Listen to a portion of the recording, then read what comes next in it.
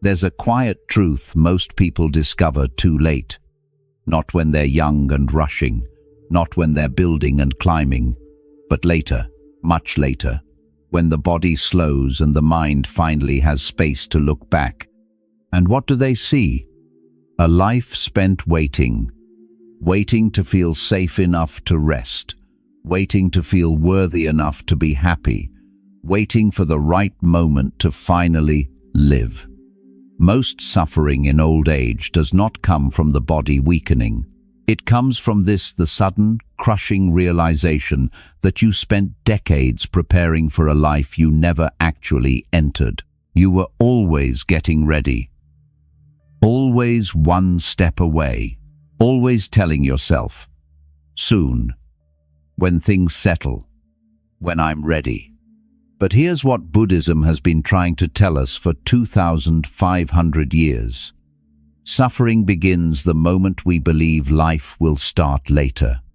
Not tomorrow, not when you retire, not when the conditions are perfect. Life is only here, right now, in this breath, this moment. And the greatest tragedy isn't that the body ages, it's that so many people age without ever truly living. Before we talk about what to stop doing with the body, we must look at what the mind has been holding on to, because everything that steals your life, every habit, every pattern, every invisible weight starts there. In the quiet space between your thoughts, in the stories you keep telling yourself, in the waiting. So if you've ever felt like you're going through the motions, if you've ever caught yourself saying, "I'll be happy when," or "I'll rest after," this message is for you. Stay until the end.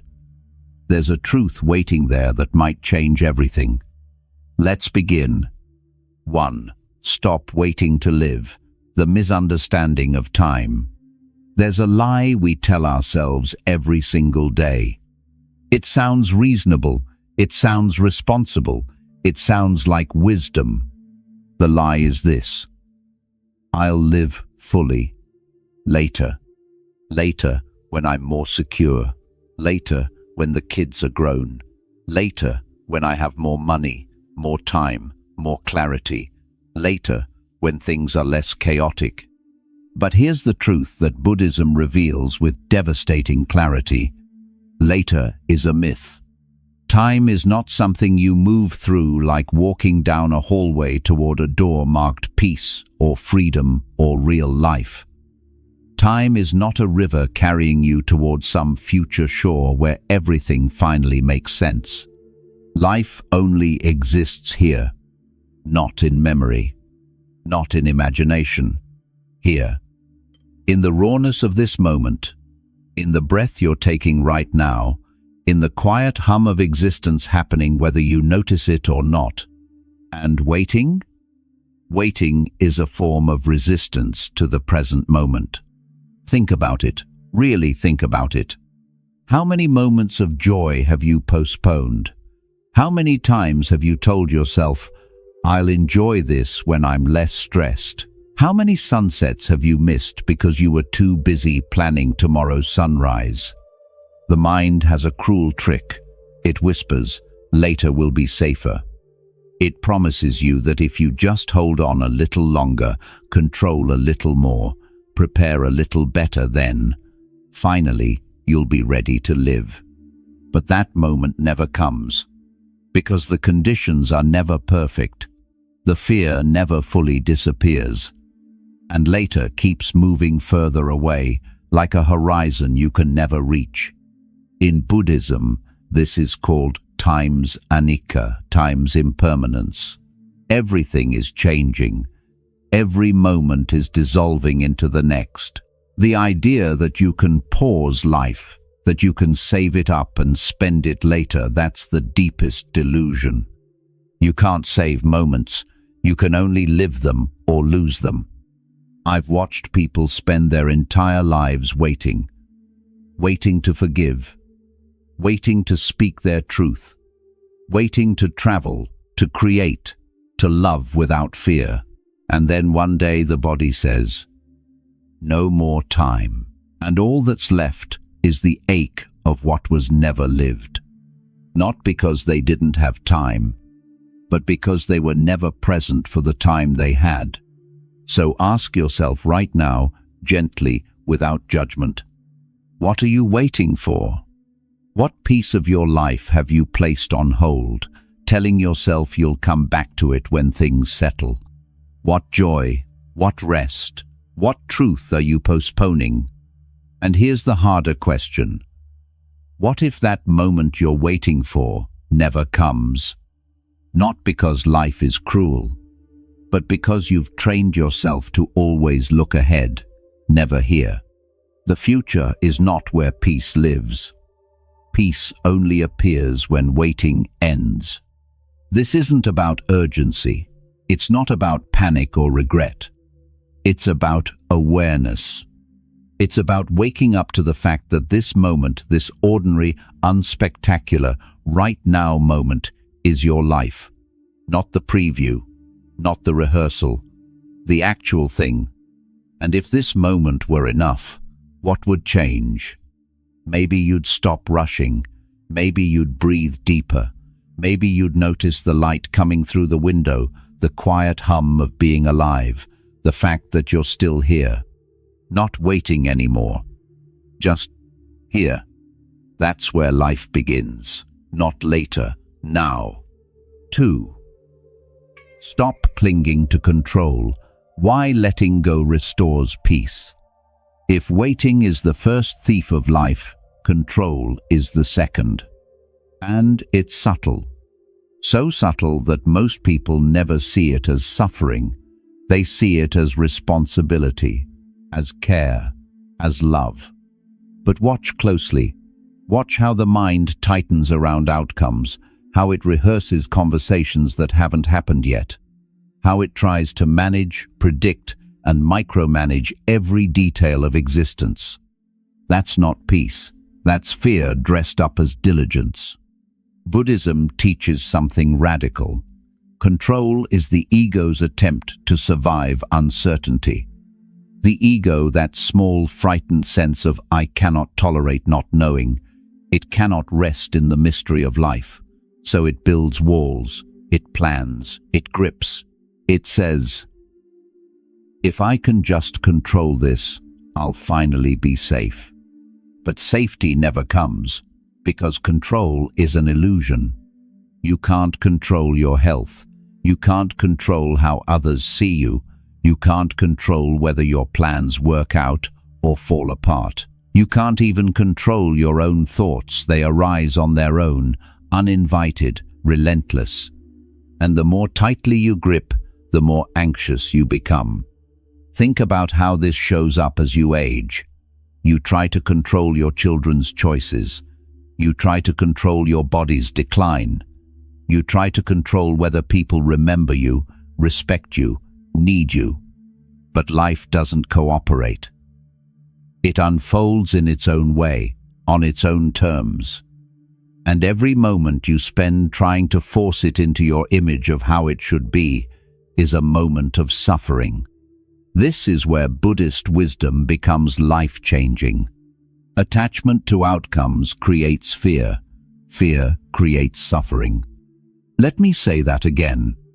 It's not the outcome itself that hurts you. It's your insistence that it must go a certain way. When you're attached, you're not free. You're hostage to circumstances beyond your control. Every change feels like a threat. Every loss feels like a failure. But here's the beauty of letting go. Non-attachment is not indifference. It's not giving up. It's not apathy.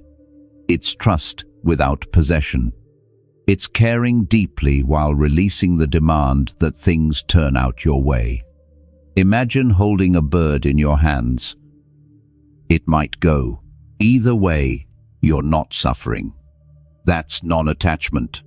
You act, you care, you show up, but you stop clinging to the outcome as if your worth depends on it. So pause for a moment and ask yourself, what are you still gripping, not because it brings peace, but because letting go feels terrifying? Is it your role in the family, your reputation, your idea of how your life was supposed to look by now?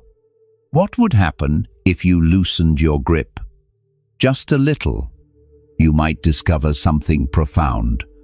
The river flows better when you stop trying to dam it. Life doesn't need your control, it needs your presence. And the moment you stop forcing, something unexpected happens. Peace returns. Not because the world changed, but because you stopped fighting it. Number 3, stop living inside the mind. You are not your thoughts. Here's a question that sounds simple but cuts deep. How much of your suffering exists only in your mind, not in reality? Not in what's actually happening, but in the stories your mind tells about what's happening. The endless loops of what if, the replaying of past mistakes, the rehearsing of future disasters, the constant commentary, judgment, comparison. Most people live inside their heads, not in the world, not in their bodies, but in the echo chamber of thought. And Buddhism offers one of its most liberating teachings. You are not your thoughts. Read that again. Let it settle. You are not your thoughts. Thoughts are events. They arise, they pass, they dissolve, like clouds moving across the sky. The sky doesn't become the cloud. The sky remains vast, open, unchanging while the weather moves through it. You are the sky. Thoughts are just weather. But we forget this, especially as we age. The mind becomes louder. It has more to protect, more to regret, more to fear. And if you're not careful, you start believing every voice in your head is truth. The voice that says, you wasted your life. The voice that says, it's too late now. The voice that says, you're not enough. These are not truths. They're thoughts, conditioned patterns, old recordings playing on repeat. And suffering multiplies when thoughts are believed without question. In Buddhism, this is why times mindfulness * sati times is so central. Not as a technique, but as a way of seeing. Mindfulness is the practice of observing thoughts without obeying them. It's stepping back from the noise and asking, is this thought serving me? Is it true? Or is it just thinking? Most of the time, it's just thinking. The mind speaks loudly, peace whispers, and you can't hear the whisper while you're shouting along with every thought. So here's what changes everything. Instead of diving into every thought that arises, you watch it, like watching a bird fly past. You don't chase it. You don't analyze it. You just notice, there's a thought about the past. There's a thought about not being good enough. There's a thought about what someone said years ago.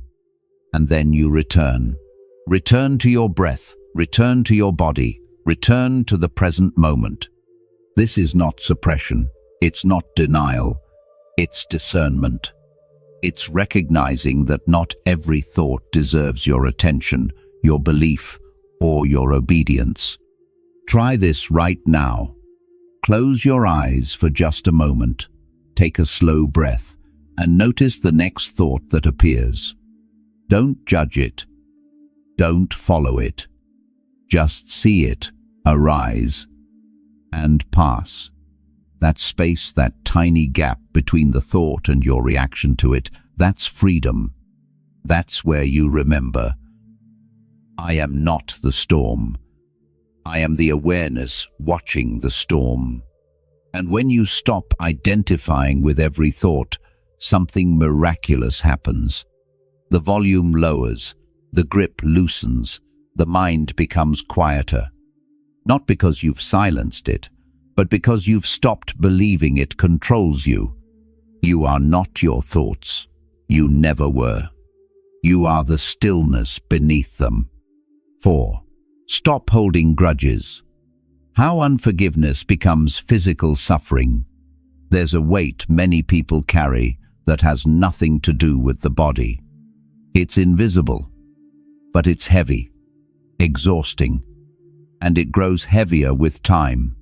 That weight is resentment. The grudges we hold, the anger we nurse, the bitterness we revisit like an old wound we can't stop touching. And here's what most people don't realize. Resentment is not just emotional, it becomes physical. In Buddhist teaching, this is times, karma times, not as cosmic punishment, but as cause and effect. What you hold in the mind, you carry in the body. Hatred is not memory, it is continuation. Every time you replay the moment you were wronged, your body responds as if it's happening again. Your jaw tightens, your shoulders rise, your breath shortens. Stress hormones flood your system. You think you're just remembering, but your body is reliving. And over time, that resentment hardens. It becomes tension, it becomes illness, it becomes the chronic pain that no doctor can fully explain. Buddhism doesn't romanticize this. It tells the truth plainly. Holding on to anger is like drinking poison and expecting the other person to die. You're the one suffering, not them, you. The person who hurt you might not even remember. They might be living freely while you carry the weight of what they did, day after day, year after year. And that's the cruelest irony. Unforgiveness punishes you, not them. But here's where people get stuck. They confuse forgiveness with approval. They think forgiving means saying, "What you did was okay." It doesn't. Forgiveness is not moral superiority. It's self-liberation. It's saying, "What you did was wrong, but I'm no longer willing to let it steal my peace." It's ending the inner war. Because as long as you hold on to resentment, you're tied to the person who hurt you. They live in your mind rent-free. They occupy space that could be filled with rest, with joy, with presence. So ask yourself gently, who are you still carrying? What old hurt are you replaying over and over, as if the repetition will change the past? And here's the deeper question. Are you holding on to this grudge because it's protecting you, or because letting it go feels like losing part of your identity? Sometimes we become so familiar with our resentment that we don't know who we'd be without it. But here's what I've learned, both from Buddhist teaching and from watching people age. You don't carry resentment to remember the past. You carry it because the mind refuses to release. And the moment you choose to let go, not for them, but for you, something shifts. The body softens, the breath deepens, the space inside you that was filled with anger becomes available for peace. This doesn't mean you forget. It doesn't mean you let harm continue. It means you stop letting the past colonize your present. Forgiveness is a gift you give yourself. And it's never too late to set it down. 5. Stop seeking validation. The quiet ego that exhausts the heart. There's a hunger that never seems to go away. The need to be needed, the need to be seen, the need to matter. And it's not wrong to want connection, to want to be valued. But somewhere along the way, many people stop living for themselves and start performing for an invisible audience. They say yes when they mean no. They overextend, overgive, overfunction, not because it brings them joy, but because they're terrified of being irrelevant. This is what I call the quiet ego, not loud or arrogant, but relentless. It whispers, if you're not needed, you're not valuable. And so you keep proving, keep sacrificing, keep exhausting yourself in the service of an approval that never quite satisfies. In Buddhism, this is a subtle form of time's anatta, time's the illusion of a fixed self that must be constantly defended and validated. You've built an identity around being the strong one, the helper, the one everyone relies on. And now that identity has become a prison. Because what happens when people stop needing you? What happens when your role changes? When your body can't do what it used to? When the spotlight shifts? If your worth is tied to external validation, you'll spend your whole life chasing something that can be taken away at any moment. But here's the shift Buddhism offers. True compassion does not deplete. True kindness includes oneself. If your giving leaves you empty, it's not generosity, it's fear. Fear of being forgotten, fear of being judged, fear of being seen as selfish. But you are not here to earn your right to exist. You don't have to justify your presence by constantly proving your usefulness. You are enough not because of what you do, but because you are.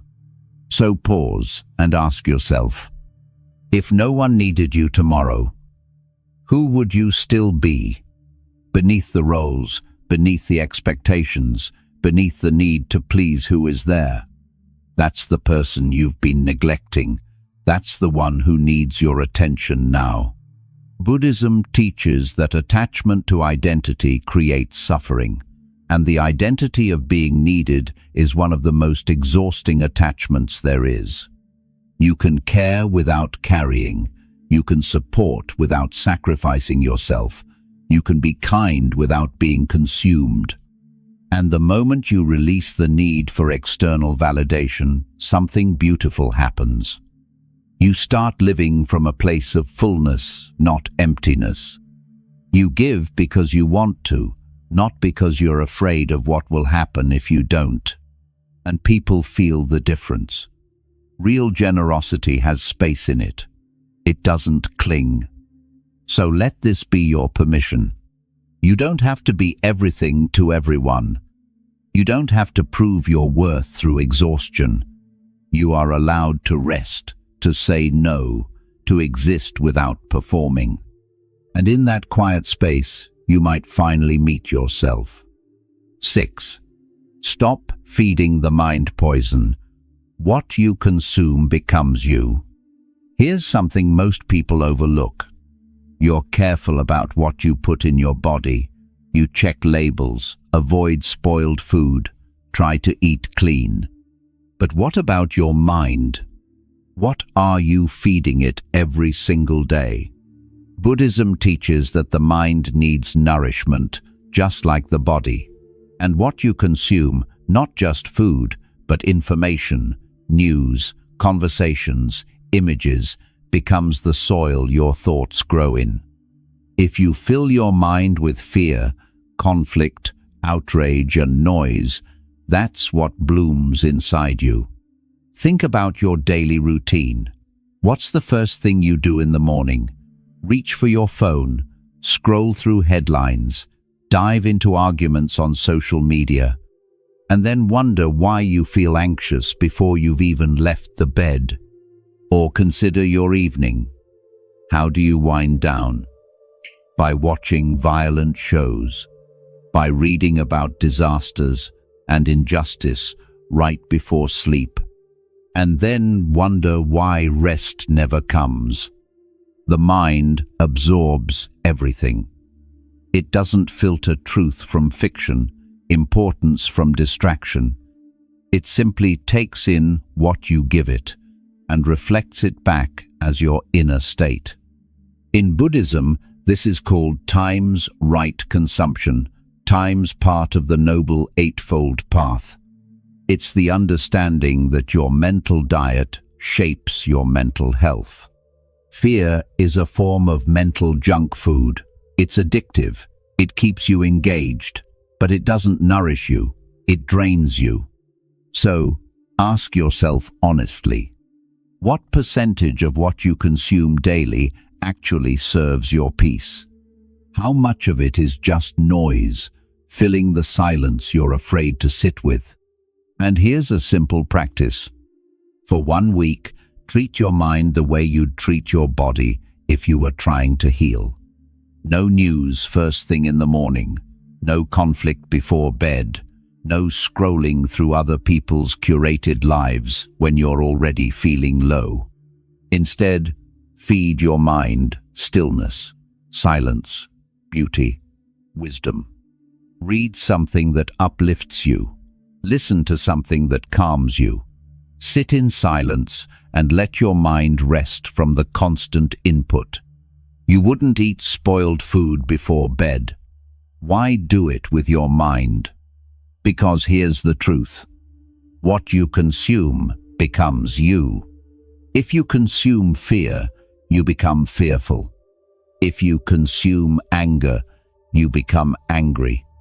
If you consume silence, you become still. Your mind is not a garbage bin. Stop treating it like one.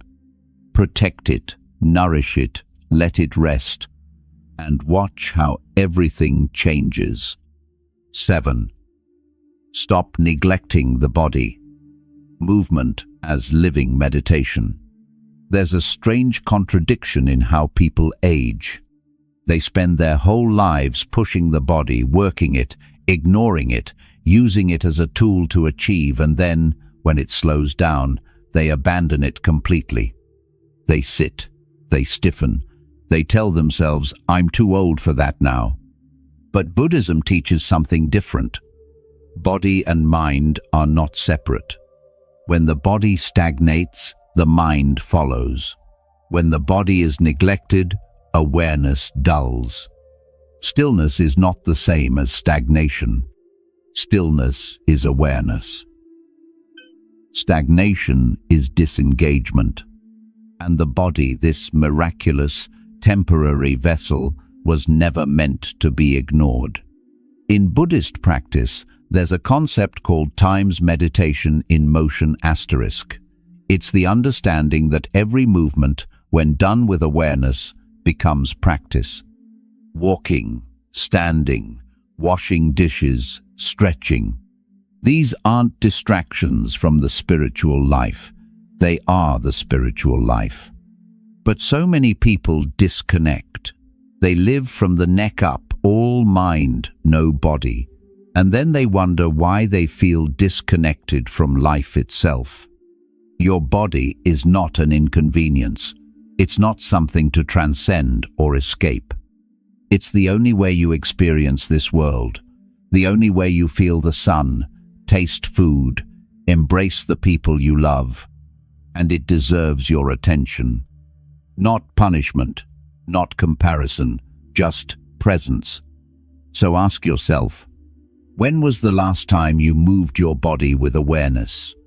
Not to burn calories, not to stay young, but simply to feel alive? Try this. Walk slowly. Feel each step. Notice how your weight shifts, how your breath moves, how the ground supports you. That's meditation. That's presence. And when the body moves with awareness, the mind follows. It stops spinning. It stops worrying. It comes back to now. You don't need a gym. You don't need to run marathons. You just need to move. Gently. Intentionally. With respect for this body that has carried you through every moment of your life. Stop abandoning it. Start honoring it. Because the body is not separate from your peace. It's part of it. 8. Stop eating from emptiness, desire, comfort, and attachment. There's a habit many people don't even notice. Late at night, when the house is quiet and the day is done, they find themselves in the kitchen, not because they're hungry, but because they're empty. And food becomes the thing that fills the void. Buddhism calls this times tanha, times craving. but it's subtler than it sounds. It's not just about wanting things. It's about seeking comfort in objects, behaviors, substances, anything to avoid the discomfort of just being. Eating from emptiness is not about the body asking for nourishment. It's the mind asking to be distracted. It's reaching for food to soothe loneliness, boredom, sadness, restlessness. It's using taste and fullness to avoid the hollow ache of something deeper, and the body pays the price. Not because food is bad, but because you're asking it to do something it was never designed to do, fill an emotional void. So before you eat, especially late at night, pause. Ask yourself, am I hungry? Or am I avoiding something? Often it's the latter. And if that's true, then no amount of food will satisfy you. Because the hunger isn't physical. This isn't about restriction. It's not about shame or willpower. It's about respect. Respect for the body's rhythm. Respect for what food actually is. Nourishment, not escape. Buddhism teaches that discipline is not punishment. It's clarity. It's knowing the difference between need and craving. And when you stop eating from emptiness, you create space. Space to feel what you've been avoiding. Space to rest without numbing. Space to be present with yourself, even when it's uncomfortable. Because here's the truth. Often, it is not the body asking for food, but the mind asking to be distracted. And the only way to truly satisfy that hunger is to stop running from it. Sit with it, breathe through it, let it be, and discover that you can survive the emptiness without filling it. That's freedom. So here we are. We've walked through the 8 things that steal your life. Waiting, controlling, thinking, resenting, pleasing, consuming, neglecting, numbing. And if you look closely, you'll see they all have something in common. They're all forms of clinging. Clinging to the future. Clinging to outcomes. Clinging to identity. Clinging to comfort. And Buddhism, in its profound simplicity, offers one teaching that unravels it all. Suffering does not end by adding more effort. It ends when clinging ends. You don't need to be better, stronger, more disciplined. You need to let go. Let go of the idea that life is somewhere else. Let go of the need to control what cannot be controlled. Let go of the thoughts that haunt you. Let go of the resentment that's been living in your body. Let go of the need to prove your worth. Let go of the poison you've been feeding your mind. Let go of the belief that your body is your enemy. Let go of the habits that numb you from your own life. And when you do, when you finally stop holding so tightly, something extraordinary happens. Life doesn't fall apart. It comes together, not in the way you planned, not in the way you controlled for, but in a way that's truer, quieter, and infinitely more peaceful. Because aging is not punishment. It's clarity. It's the stripping away of everything that was never real in the first place. The roles, the masks, the stories, the clinging. And what's left when nothing is left to hold on to is peace. Not the peace of having everything you wanted, but the peace of wanting nothing, of being here fully without resistance. That's the gift of letting go, and it's never too late to receive it. So take a breath. Feel the weight you've been carrying, and imagine, just for a moment, what it would feel like to set it down. Not tomorrow, not when you're ready, because this moment, this one, right here, is all you've ever had, and it's enough. You are enough. When nothing is left to hold on to, what remains is peace. If this message touched something in you, take a moment to like and share it with someone who might need to hear it. Your thoughts, your reflections, share them in the comments below. We read everyone. And if you want more teachings rooted in Buddhist wisdom, grounded in real life, subscribe to this channel. Until next time, breathe deeply, let go gently, and remember, you were never meant to carry it all.